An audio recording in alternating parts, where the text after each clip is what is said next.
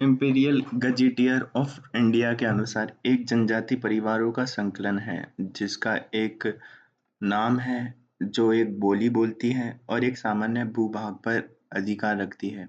यह अधिकार बताती है और अंतर्विहीन रही है अंतर्विवाही है, चाहे अब अंतर्विवाही ना हो। गोविंद सदाशिव गुरिये ने भारतीय जनजातियों को पिछड़े हिंदू माना है। गुरिये का मानना है इनके पिछड़ेपन का कारण उनका हिंदू समाज से पूरी तरह एकीकृत न होना। जनगणना 2011 के अनुसार भारत की कुल जनसंख्या की 8.61% जनजाति है। राजस्थान में जनजातीय संख्या 92.39 लाख है, जो कि राज्य की 13.48% है। देश का चौथा स्थान है। राजस्थान की सर्वाधिक उदयपुर में, फिर बांसवाड़ा, डूंगरपुर और जयपुर। प्रतिशत में सर्वाधिक बांसवाड़ा, डूंगरपुर, प्रतापगढ़, उदयपुर। राजस्थान में जनजातियां मीणा, सबसे ज्यादा भील, ग्रासिया, सहरिया। फिर सभी जनजातियों में प्राय निम्न विशेषताएं पाई जाती है। ये मानव समूह प्राय शहरी समाज से दूर जंगलों, दुर्गम पर्वतीय पठारों में निवास करते हैं। इनकी जीवन शैली कृत्रिमता से दूर, प्रकृति के निकट। इनकी अपनी विशिष्ट बोली, संस्कृति, आवास, आर्थिक क्रियाकलाप एवं सामाजिक ढांचा होता है, जो इन्हें अन्य समाजों से अलग करता है। ये पुराने ढंग की आर्थिक क्रियाओं यथा वनों की कंदमूल, फल, नदियों से मछलियां पकड़ना, घने वनों से पशुओं का शिकार करना, स्थानांतरित कृषि, मजदूरी आदि से जीवन यापन। फिर ये अंतर्विवाही समूह होते हैं। प्रकृति के प्रति इनका विशेष रूप से जुड़ाव होता है। उनमें अंधविश्वास, जादू-टोना, टोटकों का अधिक प्रचलन होता है। राजस्थान में जनजातियों की भौगोलिक बसावट के संदर्भ में निम्न अवलोकनीय है। जनजातियों के लोग रियासत काल में देशी रियासतों के समवर्ती क्षेत्रों में रहते थे। वे ये यातायात व आगमन के स्थानों के साधनों से परंपरागत रूप से वंचित रहे हैं। जनजातीय क्षेत्र नगरीकरण के प्रभाव से अंशतः ही प्रभावित हुए हैं। केंद्र व राज्य की परियोजनाओं से ढांचागत विनिर्माण प्रारंभ हुआ, किंतु बिचौलियों की नकारात्मक भूमिका के चलते अपने वांछित लक्ष्यों से कोसों दूर है। विषम भौगोलिक बसावट तथा अन्य लोगों से दूरी बनाए रखने की प्रवृत्ति के कारण सरकारी योजनाओं का लाभ उठाने में असफल रहे हैं। रूढ़िगत सामाजिक ढांचे ने जनजाति के लोगों को शिक्षा एवं तकनीकी से दूर रखा है। जनजातियों की समस्या: कम कृषि भूमि के कारण आजीविका प्रभावित, नशे की उच्च प्रवृत्ति, अशिक्षा, गरीबी तथा बेरोजगारी का उच्च स्तर, स्वास्थ्य सेवाओं का अभाव, शिशु तथा मातृ मृत्यु दर अधिक। फिर कुप्रथा जैसे बंधुआ मजदूरी, डाकण प्रथा, बाल विवाह इत्यादि। विकास की धीमी प्रक्रिया, अवसंरचनाओं का अभाव जैसे कि विद्यालय, अस्पताल, सड़क इत्यादि। फिर हिंसा, नक्सलवाद, तस्करी इत्यादि अवैध गतिविधियों में लिप्तता। जागरूकता का अभाव, सीमित आय के साधन, कृषि मजदूरी व वनोत्पाद और जीवन का निम्न स्तर।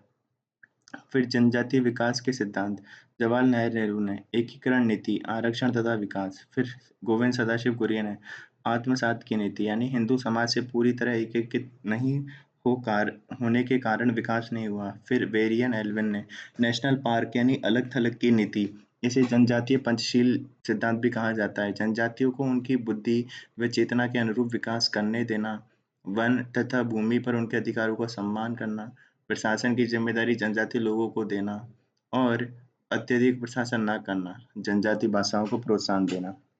तो राजस्थान की प्रमुख जनजातियां: मीणा। राजस्थान में आदिवासी जनसंख्या की दृष्टि से सब सर्वप्रथम है, प्रथम स्थान। फिर मुख्य रूप से जयपुर, दौसा, सवाई माधोपुर, करौली, अलवर, टोंक, भरतपुर, उदयपुर में निवास। राज्य की जनजातियों में सबसे संपन्न व शिक्षित। मीणा समुदाय का मानना है इनकी उत्पत्ति मत्स्यावतार से, जो भगवान विष्णु के प्रथम अवतार से हुई है। मीणा शब्द यानी मीना शब्द मूलतः संस्कृत भाषा के मीन शब्द का अपभ्रंश है। मीन का अर्थ मछली होता है। ऐतिहासिक मान्यता है कि अलवर, भरतपुर और जयपुर के भूभाग पर प्राचीन काल में मीणाओं का शासन होने के कारण इसे मत्स्य प्रदेश कहा जाता है। फिर मीणा समुदाय के विभिन्न वर्ग: जमींदारियां, पुरानावासी, जो खेती पशुपालन का कार्य वर्षों से करते आ रहे हैं। फिर चौकीदारी या न्यायवासी, जो चौकीदारी का कार्य करते थे। इनके पास जमीन नहीं थी, अतः अपनी इच्छा से कहीं भी बस गए, अतः न्यायवासी कहलाए। फिर चौथिया मीणा, अपने क्षेत्र से गुजरने वाले यंत्रियों से चौथ वसूलते थे। अन्य वर्ग: आदिया मीणा, रावत मीणा, चमारिया मीणा, भील मीणा, पड़ियार मीणा इत्यादि। फिर इनमें आपस में विवाह नहीं होता।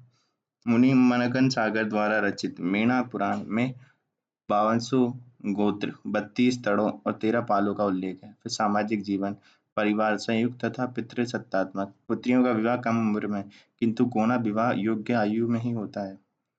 प्रारंभ में ब्रह्म तथा गंधर्व विवाह का प्रचलन था, किंतु अब अन्य समाज की भांति रीति रिवाज से विवाह संपन्न होता है। सामूहिक मृत्यु भोज, जिसको क्या कहते हैं मौसर, और स्त्रियों व पुरुषों में गोदने की प्रथा का प्रचलन। नाता प्रथा, विवाहित स्त्री अन्य पुरुषों के साथ रहने लगती है, जिसे पुरुष से नाता करती है, उसके द्वारा पूर्व पति को मुआवजे की झगड़ा रकम देनी पड़ती है। फिर विधवा विवाह को मान्यता।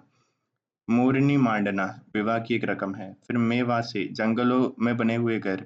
ओबरी, अनाज रखने हेतु बनाई गई बड़ी बड़ी कोठियां। गांव की सबसे छोटी इकाई ढाणी कहलाती है, और गांव व पाल इसके बड़े स्वरूप हैं। पटेल गांव या पंचायत का मुखिया। पंचायत के 4 स्तर होते हैं: ग्राम पंचायत, गोत्र पंचायत, क्षेत्रीय पंचायत और 84 पंचायत, जो कि सबसे बड़ी है। फिर इसमें सामाजिक झगड़ों, नाता विवाद, तलाक, मौसर और चरित्रहीनता, ऋण इत्यादि मामले को पंचायत ही निपटाती है। आजीविका मुख्य रूप से कृषि और पशुपालन। फिर महिलाएं भी कृषि उद्योग धंधों में पुरुषों का हाथ बटाती हैं। जनजाति में बटाईदारी कृषि व्यवस्था भी प्रचलन है।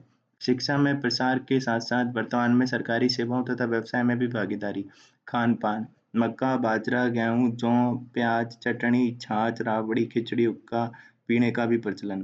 फिर वस्त्र भूषण में पुरुष अंगरखी, धोती, पगड़ी, साफा, पछेवा सर्दी में, पछेवड़ा और मुर्की कान में। फिर स्त्रियां ओढ़नी, घाघरा, कब्जा, कांचली, पैरों में कड़े, कमरबंद, कमर में खुगाली, गले में और रकड़ी सिर में।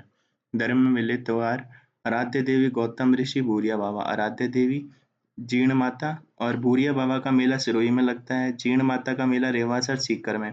मेढ़ों का प्रयागराज, रामेश्वर घाट, सवाई माधोपुर। नेचा नृत्य खेरवाड़ा तथा डूंगरपुर। होली के तीसरे दिन। लोक देवता भुज देवताएं। फिर भील, जनजातियों की जनसंख्या की दृष्टि से राज्य में द्वितीय स्थान है। निवास मुख्य रूप से बांसवाड़ा, डूंगरपुर, उदयपुर व प्रतापगढ़ में। कर्नल जेम्स टोड ने भीलों को वनपुत्र कहा, भारत में निषाद कहा। और बील शब्द बील से बना है, जिसका अर्थ है तीर कमान। बील राजस्थान की सबसे प्राचीन जनजाति है। इस जनजाति का उल्लेख रामायण, महाभारत तथा पुराणों में हुआ है, अतः इसे आदि मानव समूह कहा गया है। कद में छोटे, त्वचा का रंग काला, नाक चौड़ी तथा जबड़ा बाहर निकला होता है। सामाजिक जीवन, संयुक्त परिवारों की तुलना में एकाकी परिवार अधिक। पितृसत्तात्मक परिवार, बीलों की कई पितृ वंशीय गोत्र होते हैं, जिसे अटक कहा जाता है।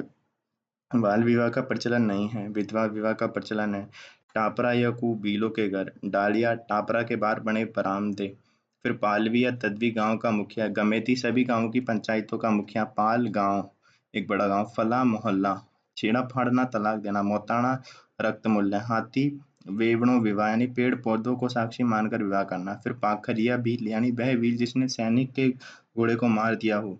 फिर दापा यानी वधु मूल्य। नात्रा विवाह यानी देवर विवाह और घर जमाई यानी आदि का प्रचलन है। फिर फायरे फायरे भील जनजाति द्वारा शत्रु से निपटने हेतु सामूहिक रूप से किया जाने वाला रणघोष।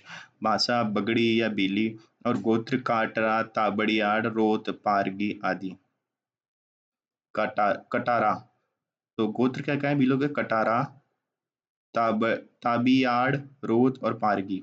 फिर आजीविका, वनोत्पाद, कृषि, शिकार मुख्यतः आजीविका है। पहाड़ी ढलानों पर की जाने वाली झूमी खेती को चीमाता और मैदानी भागों में की जाने वाली खेती को दजिया कहा जाता है। तीर कमान, गोफ से पशु पक्षियों का शिकार करते हैं। वन उत्पाद, कदमूल, गोंद, बेर, महुआ, सीताफल, शहदी लकड़ी इनको खाते हैं। फिर वेशभूषा तथा आभूषण, पुरुष फेंटा लाल, पीला, केसरिया साफा बांधते हैं। पोत्या सफेद साफा है। खोएतु कमर का वस्त्र है। डेपाड़ा कमर से घुटनों तक की तंग होती है। अंगरखी बदन का वस्त्र है। फालू क्या है? अंगोछा है। फिर स्त्री कछाबू, घुटनों तक पहना जाने वाला घाघरा। सिंदूरी क्या है? लाल रंग की साड़ी। अंगरूठी यानी चोली। पीरिया क्या है? दुल्हन के पीले रंग का लहंगा। परिजीवी क्या है? पैरों की मोटी चूड़ियां। ओढ़नियां क्या है? तारा बात की ओढ़नी। आभूषण क्या है? हंसली गला, नथ नाक, बालियां कान, पैंजनियां पैर, बोर सिर। फिर खान पान मक्के की रोटी, प्याज, महुआ की शराब, ताड़ का रस। नृत्य क्या है? गैर, गवरी, द्विचेकी, युद्ध नृत्य और नेजा नृत्य।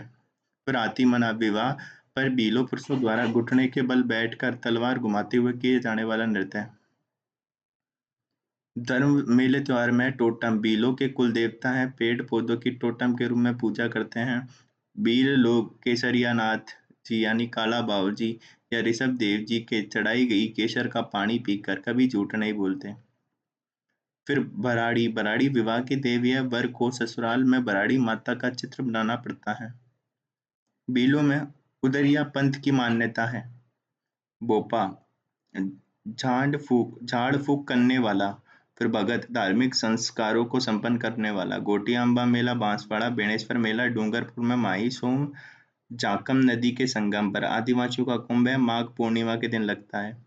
फिर स्थानीय लोक देवताओं की पूजा जिसमें धरातल, बिरसा मुंडा, काला गोरा जी, गोविंद गुरु जी, लसोड़िया महाराज इत्यादि। फिर गोविंद गुरु ने बीलों में भगत पंथ की प्रारंभ किया। प्रसिद्ध लेखक रोणे ने अपनी पुस्तक वाइल्ड ट्राइब ऑफ इंडिया में बीलों का मूल निवास मारवाड़ बताया है। फिर है ग्रासिया। बील भील के बाद राज्य की तीसरी सबसे बड़ी जनजाति है और सिरोही की आबू रोड पिंडवाड़ा तहसील, पाली जिले के बाली, उदयपुर जिले की गोगुंदा तथा फोटड़ा तहसील में इस जनजाति का बाहुल्य है। कर्नल जेम्स टोड ने ग्रासियों की उत्पत्ति गवाह शब्द से मानी है जिसका अर्थ है सेवक यानी सर्वेंट। ये मूलतः बड़ौदा गुजरात के निकट के चैन पारीन क्षेत्र से आकर मेवाड़ में बसे। आबू रोड का बाकर क्षेत्र ग्रासियों का मूल प्रदेश माना जाता है। ग्रासीय जनजाति समय को चौहान राजपूतों के वंशज मानते हैं। सामाजिक जीवन घेर यानी घर, फलिया यानी गांव की सबसे छोटी इकाई, सहलोत यानी पंचायत का मुखिया। फिर गांव प्राय पहाड़ी ढलानों पर होते हैं। एक गाय में प्राय एक ही गोत्र के परिवार निवास करते हैं। नक की झील को पवित्र स्थान मानते हैं जहां अस्थियों का विसर्जन करते हैं। ग्रासीय समाज मुख्यतः एकांकी परिवारों में विभक्त होता है। परिवार पितृसत्तात्मक होता है। पुत्र के पश्चात माता पिता से अलग रहता है। भाषा गुजराती, मारवाड़ी तथा मेवाड़ी का मिश्रण है। बीलिया बील ग्रासिया यानी यदि कोई ग्रासिया पुरुष बील स्त्री से विवाह करता है। फिर गमेती ग्रासिया, यदि कोई बील पुरुष ग्रासिया स्त्री से विवाह करता है। फिर है गरीसिया समाज 3 वर्गों में विभक्त होता है। मोटी नियात यानी उच्च वर्ग, समय को बाबूर हैया कहते हैं। फिर है नेन की नियात यानी कि मध्य वर्ग जो मडेरिया कहलाते हैं। और निचली नियात यानी निम्न श्रेणी के ग्रासिया। फिर ग्रासियों में प्रेम विवाह का अधिक प्रचलन है। विधवा विवाह का भी प्रचलन है। ग्रासियों में विवाह के मुख्य 3 प्रकार पाए गए हैं। पहरावना विवाह, नाम मात्र के फेरे। ताड़ना विवाह यानी वर पक्ष कन्या पक्ष को कन्या का मूल्य चुकाता है। फिर मोरबंदियां विवाह, वर वधु को मोड़ बांधकर फेरे होते हैं। यह ब्रह्म विवाह के समान है। फिर अन्य विवाह के प्रकार, सेवा विवाह, वर घर जमाई बनकर रहता है। केवड़ा विवाह, स्त्री द्वारा प्रेमी के साथ भागकर विवाह करना, विवाहित स्त्री द्वारा प्रेमी के साथ भागकर विवाह करना। फिर मेलोवो विवाह खर्च बचाने हेतु वधु को वर के घर छोड़ दिया जाता है। फिर कोंदिया या मेक मृत्यु भोज, खेंडटी घरों में प्रयुक्त हाथ चक्की, हुरे प्रतिज्ञान में बनाए जाने वाला स्मारक, आटा साटा यानी विनिमय विवाह, लड़की के बदले उसी घर की लड़की को बहू के रूप में लाना, आटा साटा। ठीक है। फिर आना करना या फिर चुनरी उड़ाना या फिर नातरा करना यानी विधवा विवाह। फिर अनाला भोर भू प्रथा, यह है नवजात शिशु की नाड़ काटने की प्रथा, अनाला भोर भू प्रथा। फिर सोरी सोरी यानी अनाज भंडारने की कोटियां, हेलेरू ग्रासीय समाज की एक सहकारी संस्था है। फिर आर्थिक जीवन, मुख्य कार्य कृषि पशुपालन का, इसके अलावा वनोत्पाद मजदूरी का कार्य। हरी बावरी क्या है? सामूहिक कृषि का एक रूप। फिर अब शहरों तथा कस्बों में जाकर भी मजदूरी करने लगे हैं। फिर वेशभूषा तथा आभूषण क्या है? पुरुष धोती, झुलकी, पूठियों कमीज पे, साफा फेंटा और हाथों में कंडले व बांटली। फिर पात्रता, गला हंसली गला, छेले कान में, मुर्की लूंग कान में। फिर है स्त्रियां क्या पहनती हैं? लाल रंग का घाघरा, झुलकी व ओढ़नी और कांचली, लाख व हाथी दांत की चूड़ियां, बोर सिर पे, डोर तथा टोटी कान में, बारली गले में, दामड़ी बाल में, कोटा नाक में और गूजरी हाथ में, कुड़ले पैर में। इन्हें वस्त्रों पर काशीदाकारी तथा श्रृंगार करना पसंद है। फिर नृत्य है वालर, मांदल, लूर, कूद, घूमर, फिर ज्वारा, मोरिया, गौर।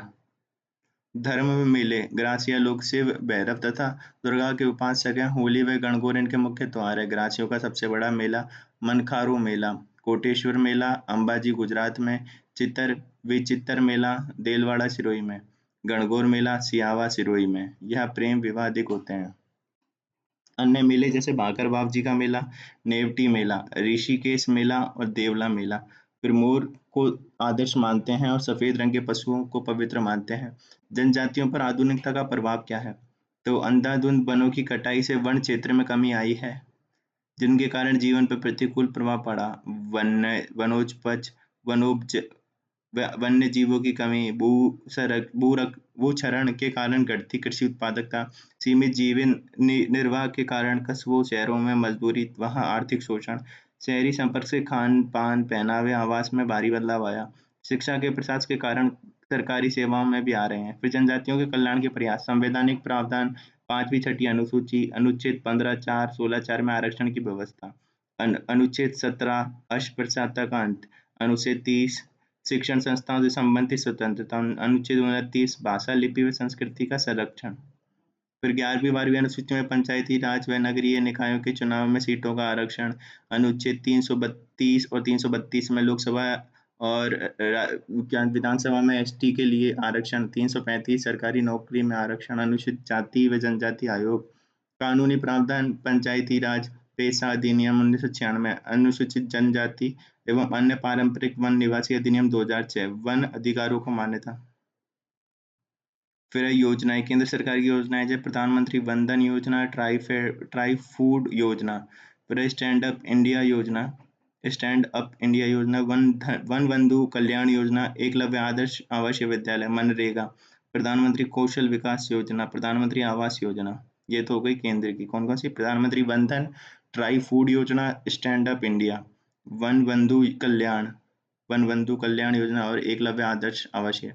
राजस्थान सरकार की है माडा व टाडा योजना, अनुप्रति योजना, एकलव्य स्कूल योजना, रुख भाइला कार्यक्रम, और फिर है आवासीय विद्यालय योजना, खेल छात्रावास, शहरिया विकास कार्यक्रम, काली बाई भील स्कूटी वितरण योजना, वनवासी आदिवासी सशक्तिकरण योजना।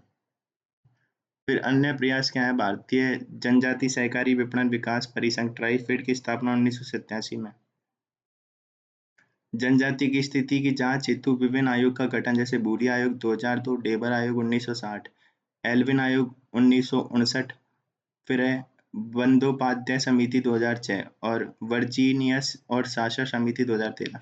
विशेष रूप से कमजोर जनजातीय समूह पीवीटीजी क्या है? तो 1973 में डेबर आयोग ने आदिम जनजाति समूह पीवीटीजी को एक अलग श्रेणी के रूप में बनाया। यह जनजाति समूह में सबसे कम विकसित है। यह अभी भी शिकार पर निर्भर है तथा कृषि करने की तकनीक भी काफी प्राचीन है।